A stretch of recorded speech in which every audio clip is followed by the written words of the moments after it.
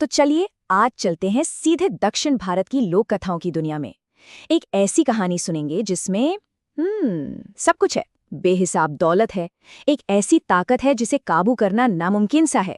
और हाँ, एक बहुत बड़ा सवाल है।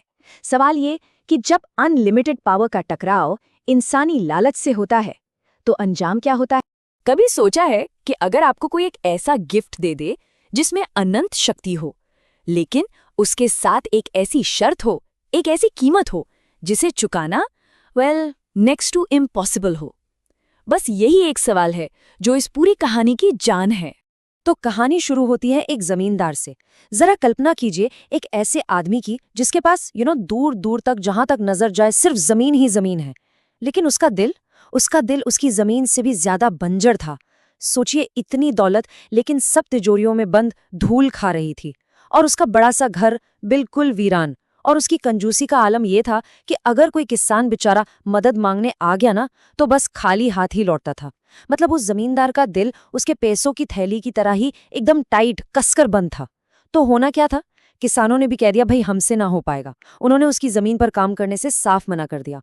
और फिर वही हुआ जो होना ही था। उसकी जो हरी भरी जमीनें थी ना, वो धीरे धीरे उसके लालच के बोझ तरे सूख कर रेगिस्तान बन गई, बिल्कुल उसके दिल की तरह।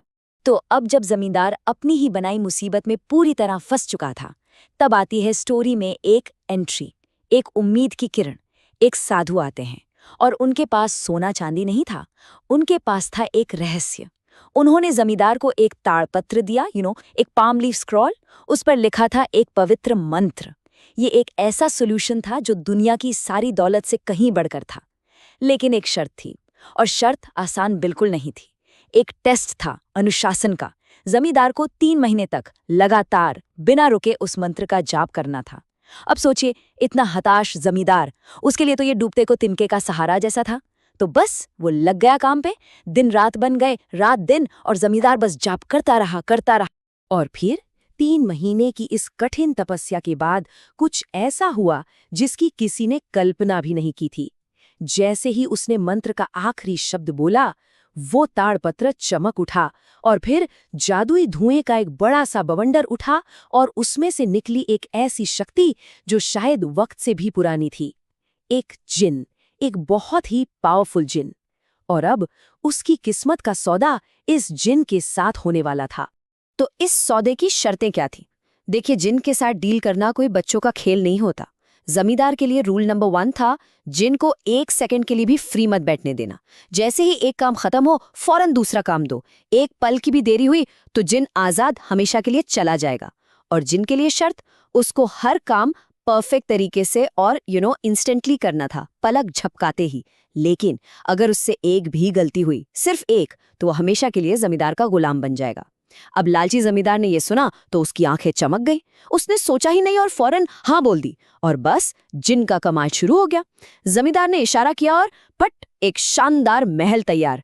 जमीन में गहरा कुआं खुद गया, एक पूरा का पूरा जंगल बस कुछ ही सेकंड्स में उग गया। पहले तो जमींदार बहुत खुश हुआ, लेकिन उसकी खुशी बहुत जल्दी डर में बदल गई। अरे भाई, कोई इंसान जिन की स्पीड को कैसे मैच कर सकता है? हर काम खत्म होते ही जिन उसके सामने आ खड़ा होता, अगला काम। और बेचारा जमींदार पसीने पसीने सोचने लगता कि अब क्या बोलूं। और फिर कहानी आती है अपने क्लाइमैक्स पर। जब जमींदार बिल्कुल हारने ही वाला था, तब आती है एंट्री एक अनएक्सपेक्टेड हीरो की। जमींदार के सारे आइडियाज खत्म हो चुके थे, दिमाग बिल्कुल खाली। वो थक कर हार मानने ही वाला था। तभी उसकी पत्नी, जो अब तक चुपचाप कोने से सब देख रही थी, वो आगे आई। उसने उस जिन को देखा और बिल्कुल शांति से उसे एक नया काम दिया। सुनने में ये काम बहुत ही आसान था, इतना आसान कि कोई सोचे भी नहीं। लेकिन उसकी सादगी में ही उसकी असली ताकत छिपी थी।